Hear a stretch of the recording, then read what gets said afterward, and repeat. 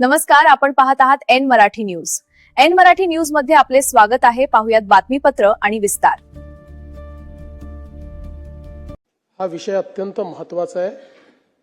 सन्माननीय मंत्री महोदयांनी जे सांगितलं ते मी पुन्हा रिपीट करतो की बायोडिग्रेडेबल नाही अशा कुठल्याही मटेरियलची फुलं जर असतील तर त्याच्यावर बॅन आहे. तो अधिक स्पष्ट व्हावा या संदर्भात GR काढण्यात येईल आणि अशा प्रकारच्या फुलांचा वापर करणारे डेकोरेटर देखील शिक्षेस पात्र असतील.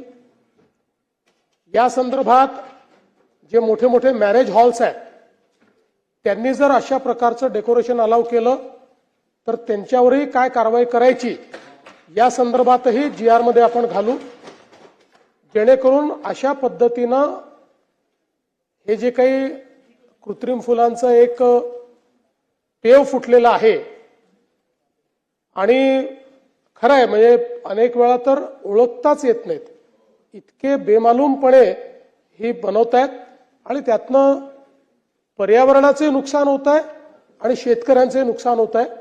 त्यामुळे निश्चितपणे त्या संदर्भातला जो काही पुढची कारवाई आहे ती आपला जो पर्यावरण विभाग आहे तो अधिक चांगल्या पद्धतीने घेईल आणि याच्यामध्ये मग इतरही विभागांना जर त्याच्यात समाविष्ट करून घ्यायचं असेल तर ते समाविष्ट करून घेतलं जाईल. दुसरं आपण फुलांच्या मार्केटच्या संदर्भात सांगितलं, मी आजच माहिती घेतो. मला वाटत नाही की अशा प्रकारे कुठलं मार्केट वगैरे बंद केलं असेल, पण एखाद वेळेस सध्या अतिक्रमणाची कारवाई चाललेली आहे त्याच्यामध्ये जर काही डिस्प्लेस झाले असतील तर आपण त्यांना जागा देऊ.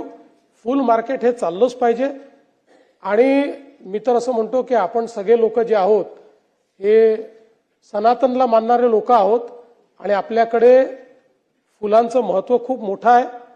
त्यामुळे अशा प्रकारचं जे फुल मार्केट आहे हे योग्य पद्धतीनं त्या ठिकाणी चाललं पाहिजे.